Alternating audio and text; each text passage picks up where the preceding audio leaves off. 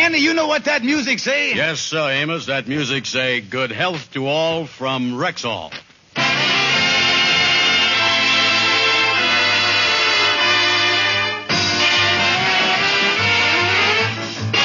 The Amos and Andy Show, transcribed, written by Joe Connolly, Bob Mosier, and Bob Ross, featuring Ernestine Wade, Johnny Lee, Amanda Randolph, Roy Glenn, Fred Clark, Jeff Alexander's music, yours truly, Harlow Wilcox, and starring Freeman Gosden and Charles Correll.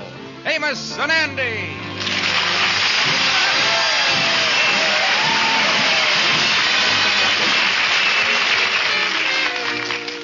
How do you do, ladies and gentlemen? My name is Freeman Gosden. You know, long before my partner, Charles Correll, and I became associated with the Rexall people, we and our families had formed the habit of buying our drugstore needs at a Rexall store. The reason was very simple. We had learned that when you buy Rexall drug products, you get both quality and quantity. Yes, ladies and gentlemen, this happy fact is something that you can prove for yourselves. All you have to do is to start trading at your Rexall family druggist.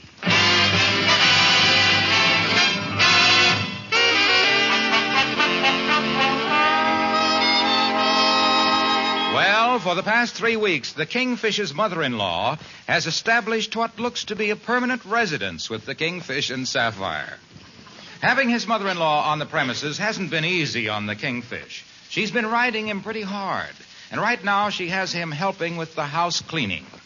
Mama is seated on the windowsill with her feet in the room, washing the outside of a window. Look, you big loafer, if you ain't gonna do any work, the least you can do is to hold my ankles inside there while I'm sitting on the windowsill. Well, I'll hold them. Don't worry about a thing. If I was to fall off this window ledge, the drop to the ground would kill me. George Stevens, what you looking at me like that? Oh, nothing. I'd never get away with it anyway. Get out of my way there. I'm coming in. Well, just don't stand there, Baldy. Get busy.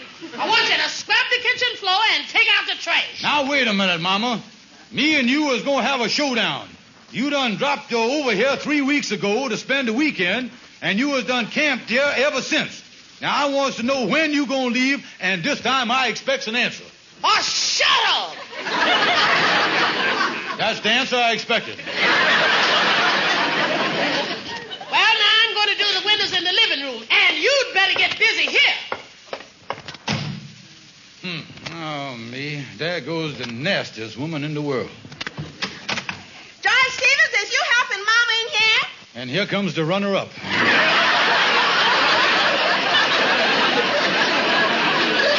George, where's Mama? Well, the last time I see the old rhinoceros, she was waddling off in the direction of the living room. Now, listen, honey. She has got to go. I can't stand it no longer. George, if you can't get along with my mother, it's your fault. My mother is kind and gentle. Now, don't give me that kind and gentle stuff. I heard the stories about her and your papa. What you talking about? Well, everybody knows that she hit him over the head with a broom handle the day before he died. There's a lump on his head the size of a coconut. That's a lie. Then why did they bury the old man with a derby on?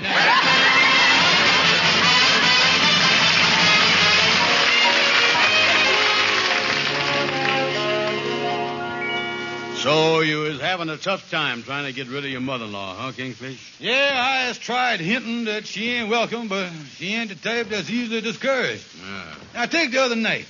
I done nailed her bedroom slippers to the floor. Boy, that was a great idea. Yeah, but it didn't work, Andy. Didn't it? She got up in the middle of the night for a glass of water, stuck her feet in the slippers, but she's a pretty powerful old gal. She ripped up 2 planks and snowshoed it into the bathroom. Yeah. Well, listen, Kingfish, you was a little too subtle there. You ought to come right out and let her know that you don't like her. Yeah, Andy, she's been jumping on me for 22 years. I wish there was some way that I could get her out of the house. Out of the house? Listen, Kingfish, you ain't going to be safe till you get that old gal out of the country.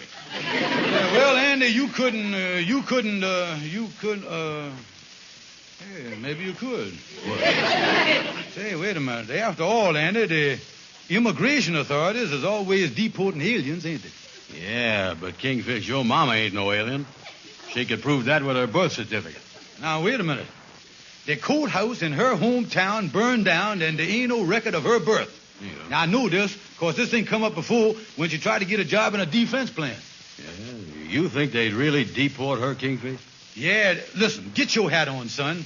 When we get finished with that old gal down at the immigration department, they'll ship out of this country like a load of pig iron.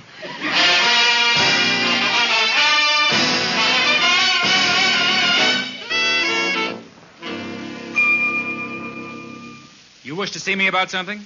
Yes, sir. Is you the man in the immigration office here that is in charge of deporting aliens?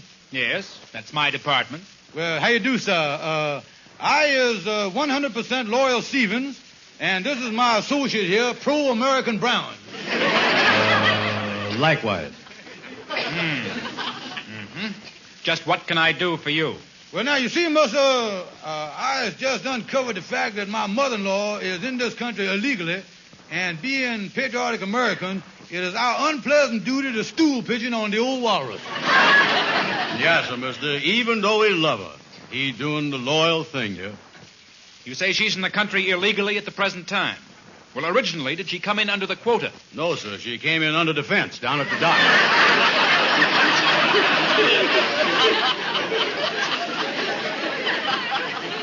What was that again? Mister, what my friend is trying to say here is that as far as we can figure out, my mother-in-law done jumped ship here in New York Harbor a couple of weeks ago. I see. Yeah, sir, it was about 2 o'clock in the middle of the night. There was a knock on my back door. And I asked, I said, who's there? And she said, let me in. It's your old alien mother-in-law. And you say she jumped ship? Well, I'm pretty sure about it. When I opened the door, she was soaking wet. I knew it. Yes, sir, and she had a mackerel in her pocket, too. What are you two trying to do here? Kid me or something? Oh, no, sir. She is in the country illegally. And she come from the West Indies. Oh, this is all legitimate, mister, this thing I'm telling you. I got proof right here. Proof? What proof? Well, I got a letter here. I just happened to run across it at home. It's from a doctor down in Cuba. He read it the day that she was born. Oh, he did? Yeah, sir. Let me read you the thing here. Of course, a lot of it will be in Spanish, because it was written down there, you see. Now, let me see here. The letter is dated... the letter dated the 4th day of Enchilada, 1880. Now, we go on to say here, to whom it may concern, especially the immigration department. Dear seniors. The doctor writes nice Spanish, don't he, mister? Now, see here, this is to certify that I was present at the birth of a little baby mother-in-law known as Ramona Smith.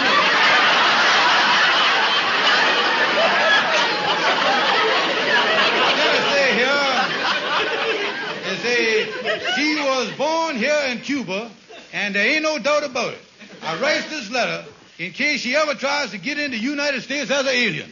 And the letter signed very truly adios, Dr. J. Hasta Mañana. There it is. Now, here's my mother-in-law's name, and here's her address. Now, what you going to do about it, mister? Well, I'll tell you what I'm going to do about it. If you're not out of here in 1 minute, I'm going to call the police. Of all the ridiculous, trumped-up nonsense I ever heard, you must be out of your mind. Wait a minute, Kingfish. You going to let that fella talk to you like that? I certainly is not. And what are you going to do? I'll get out of here. Come on.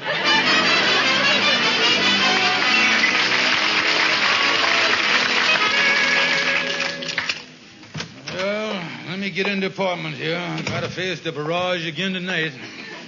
Is that you, George? Yeah, I'm home. Well, George, you finally done it. Done what? Mama packed up bag and baggage and left here. Well, what smoked the old grizzly out of a cave?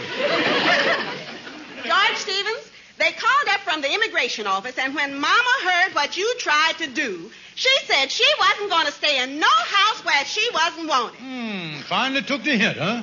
George Stevens, do you realize that Mama was paying us $18 a week for room and board, and that was the money that was paying the rent? Holy mackerel. I done stabbed myself in the bank book here. Well, lucky for you, I saved the day again. We couldn't get along without the money, so I done took in a boulder. A boarder? Yes, a Mr. Benson. He moved into the back bedroom an hour ago. A boarder, huh? $18 a week. Well, that's a lot better than having your mother-in-law. Where's Mr. Benson now? He's in his room. He told me he spends an hour in there before supper and an hour after supper. He spends 2 hours every evening working on his hobby. Oh, got a hobby. One of them quiet fellas. Probably saves stamps or something. You know, a philanthropist. Well, anyway, I'm glad your mother's gone, and I won't have to listen to that big mouth of hers. Sure is peace and quiet around here now. Yes, George, I admit it is rather quiet. Yes, I tell you, Sapphire.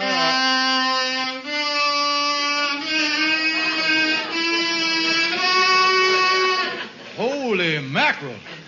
What in the world was that? George, that's Mr. Benson's hobby. He plays the saxophone. Oh, no.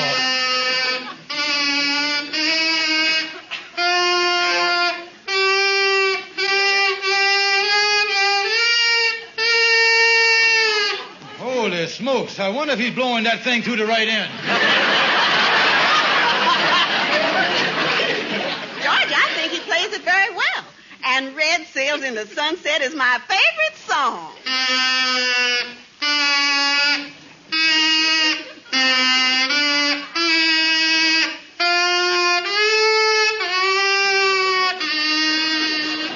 Well, that's a help. At least he knows another tune.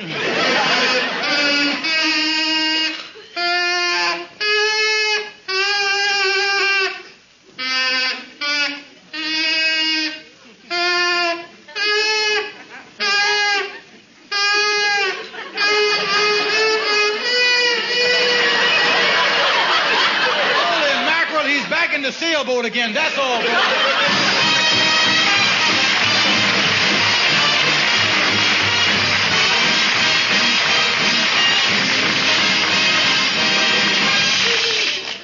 Good evening. This is your Rexall family druggist speaking to you for the 10,000 independent druggists who have made the word Rexall part of our own store names. We've done that because we recommend and sell the 2,000 or more drug products made by the Rexall Drug Company. Bismarex is a good example. This famous antacid, with the exclusive Rexall formula, fights acid indigestion 4 ways, often neutralizes excess stomach acidity in 1 minute. Yet the relief it gives is continuous and prolonged. Bismarex is spelled Bisma-Rex, Bismarex. Ask for it at Rexall drugstores everywhere.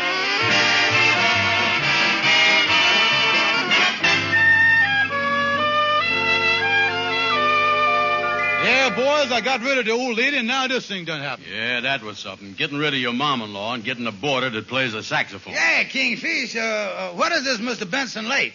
Well, I don't know Amos. I ain't met him personally yet. I only know him by the sound of his sour notes. Oh, I tell you, boys, that saxophone playing drives me crazy. Gives him migratory headaches. It sounds like it's going to be worse than your mom-in-law. What is you going to do about it? Well, I don't think he's going to stay long once he get a load of the food Sapphire whips up. Yeah, and if that don't do it, wait till he gets a load of Sapphire across the breakfast table. There is a moving-out face if ever I seed one. Well, Kingfish, I think when it's all said and done, you'd have been a lot better off with your mother-in-law. Yeah, and another thing, Kingfish. I don't like to mention this, but with a boarder around the place, there's always the chance that he might run off with your wife. Well, I thought of that too, Andy, but with my luck, it'll never happen.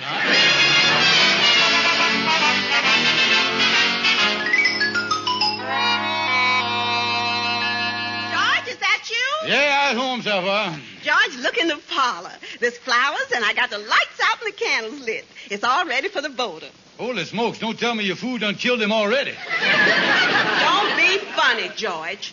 We're eating supper in there. I want everything to be warm and friendly for Mr. Benson. Yeah.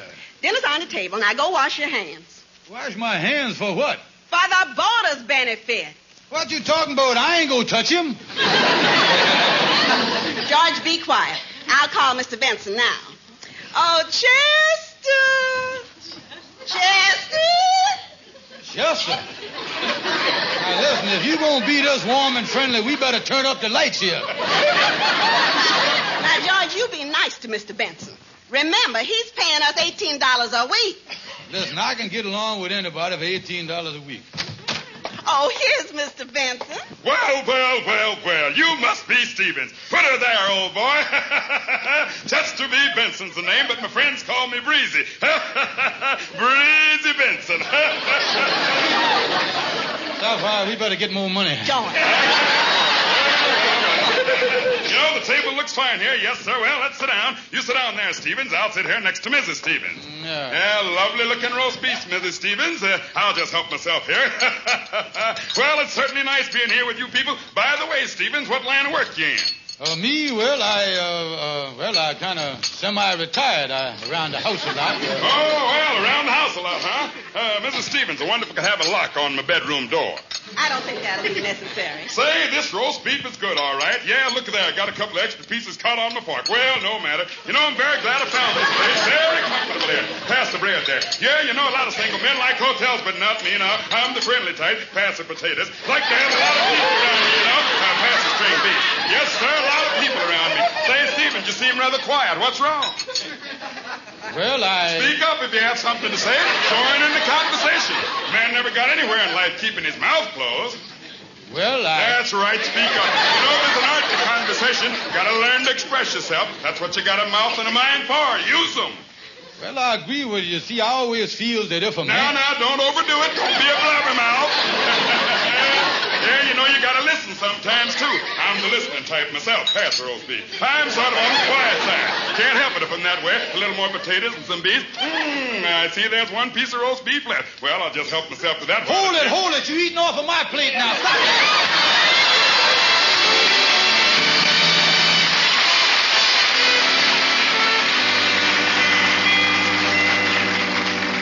Come on, boys. Walk up to the apartment with me, Andy. I told Sapphire I'd be home right after supper. Yeah, you ain't eating home no more, huh? That boarder kind of driv you out of the house, didn't he? Oh, I can't stand him, Andy. If he ain't blowing his mouth, he's blowing the saxophone. Tell you, he's driving me crazy. I used to think my mother-in-law was old walrus. And now she's beginning to look like little Bo Peep. I was fixing that boarder's wagon, though. Yes, what you doing, Kingfish? Well, I given him the silent treatment. When I come home after dinner, no matter what he say, I don't answer him. I just sit there and stare into space. Yeah, I guess he's pretty slop-noxious, ain't he? Oh, yeah. I guess you was a little hasty getting rid of your mom-in-law, all right? Well, it's too late now. Well, here's my apartment, then. Yeah, well, see you later. So long, Kingfish. So long, Andy. So long. Thank you.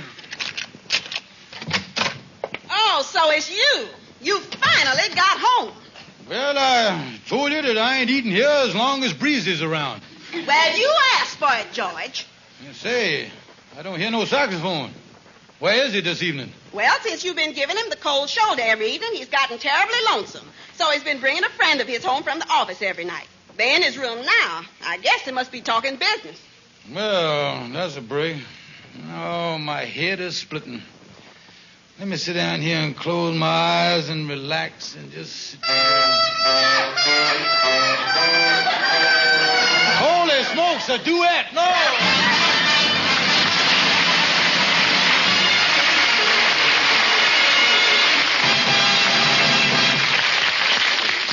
Now, here's your Rexall family druggist. Now's the time of year when a lot of folks are bothered with simple sore throats due to colds, and that's why I'm urging my customers to keep Rexall MI31 on hand. MI31? Why, what does it do? Well, ma'am, MI31 is Rexall's amber-colored antiseptic with the famous three-way action. First, it's ideal for relieving the discomfort of a simple sore throat due to a cold, because it kills contacted germs almost instantly when used full strength. Yet it will not harm the most delicate throat membranes. No wonder you recommend it as a gargle. But that's not all. Due to its carefully balanced formula, MI31 is also a tangy, refreshing mouthwash, plus a reliable breath deodorant. What's that name again? MI31. Remember it, please. And remember also you can depend on any drug product that bears the name Rexall.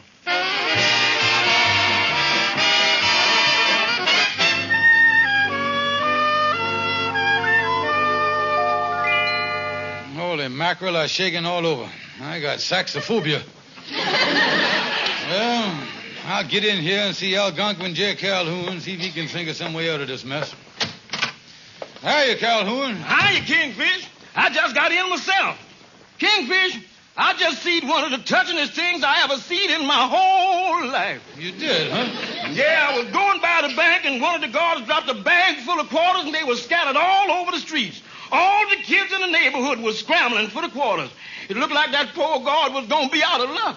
That was a tough break for him. Yeah, and then this fella stepped out of the crowd and took his hat off and said, "All right, little children, let's put all the quarters we find in his hat." Kingfish, it would have done your heart good to see them sweet little children come up one by one and put them quarters in the man's hat. Yeah, Calhoun, it'd make you feel good to know there is men like that in the world. Yeah. But look, Calhoun, I got a problem. Yeah, well, I just got in, Kingfish, and before we talk, let me hang my hat up here.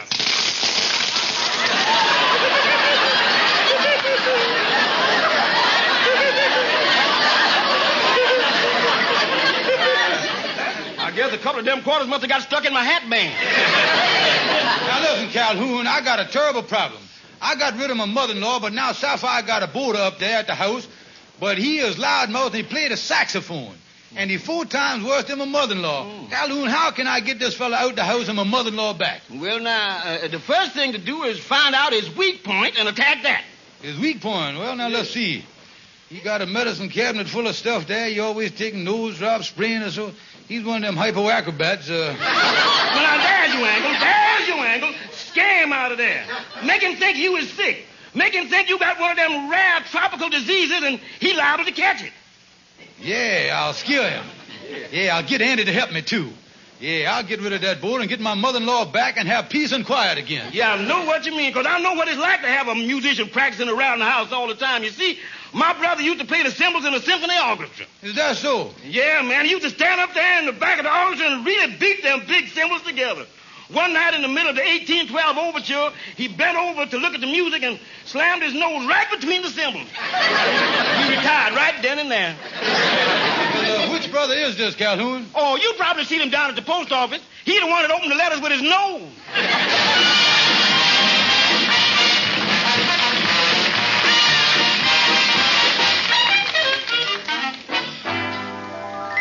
Well, Miss Benson, I guess we is alone here tonight. Yeah, Stevens, it's too bad your wife isn't going to be with us for supper tonight. Yeah, well, she always goes to the women's club every Thursday night, you see. Yeah, well, my friend isn't coming over this evening, so I guess you and I'll have a nice, quiet evening alone.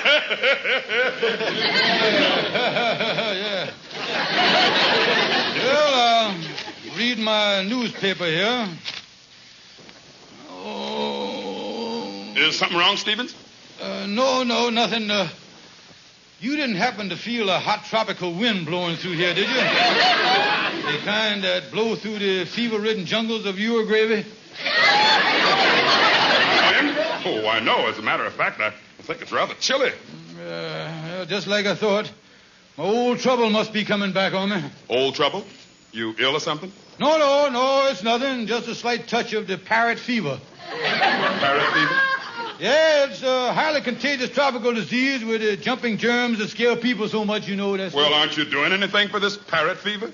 Well, I've been taking treatments over at the Parlor Clinic, but, well, they ain't helping much, though. Well, how did you ever get a terrible thing like this?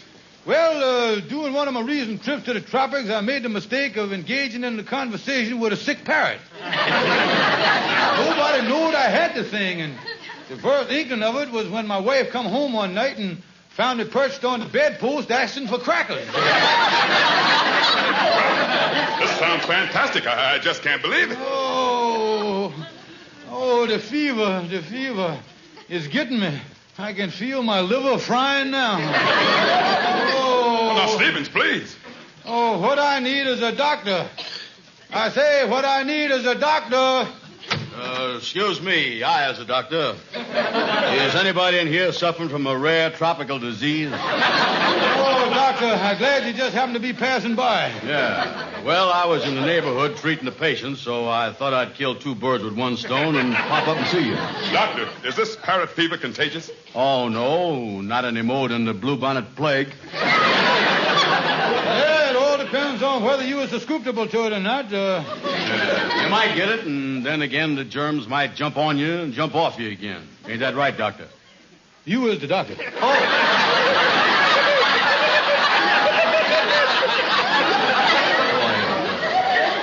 You see, mister, I always gets a little nervous when I gets around this parrot fever.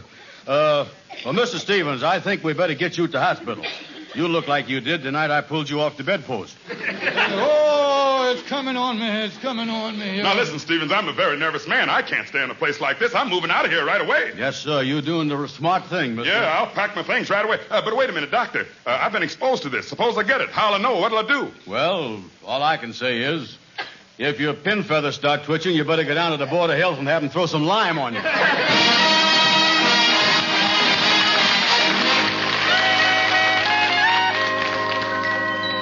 So the kingfish got rid of the border, huh? Yeah, that's right, Amos. That fella Benson went out of there faster than a hound dog to try to smooch with the porcupine. And you said the kingfish's mother-in-law has moved back in, huh? Yeah, she sure is. She moved in there today. So the kingfish went on home. He's looking forward to an evening of peace and quiet. Well, I guess that Mr. Benson with the saxophone and everything was pretty annoying around there. Yeah, but the kingfish look at it kind of philosophical, though. He figured that if you're going to have a loud-mouthed, slob-noxious person around the house, it might as well be a member of the family.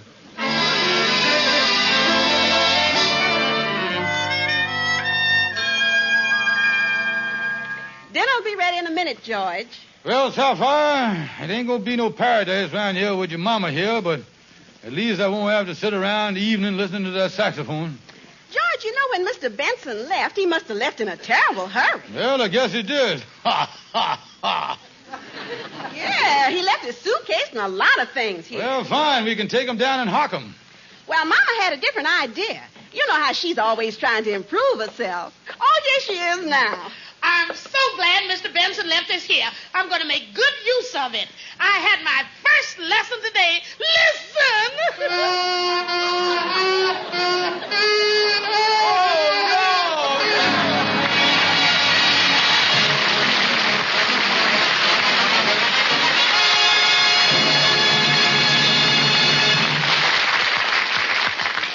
Are you cashing in on the big specials featured all this month at Rexall drugstores everywhere? Here are a few quick examples. Rexall hydrogen peroxide, 4-ounce bottle, regular price 18 cents, now only 9 cents, exactly half price. An assortment of 50 exclusively designed Christmas cards, yours for just 98 cents, less than 2 cents a card. Famous Maxi chocolate-covered cherries, regular 89-cent pound box, now only 59 cents. Take a tip from Harlow Wilcox. Don't let these money-saving days pass you by. Now, in November, shop and save at Rexall drugstores everywhere. Yes, ladies and gentlemen, don't forget to visit your Rexall family drugstore. Good night. See you next Sunday.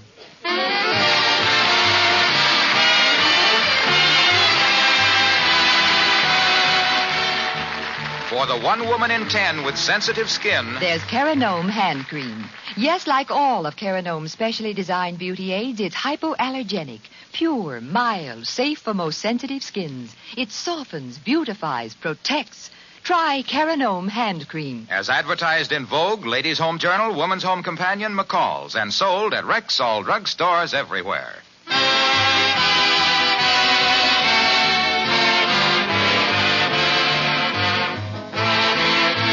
Be sure to be with us next Sunday at the same time when your Rexall druggist will again present the Amos and Andy Show, tonight's show transcribed. Stay tuned for the Edgar Bergen Charlie McCarthy program, which follows immediately over most of these stations. This is the CBS Radio Network.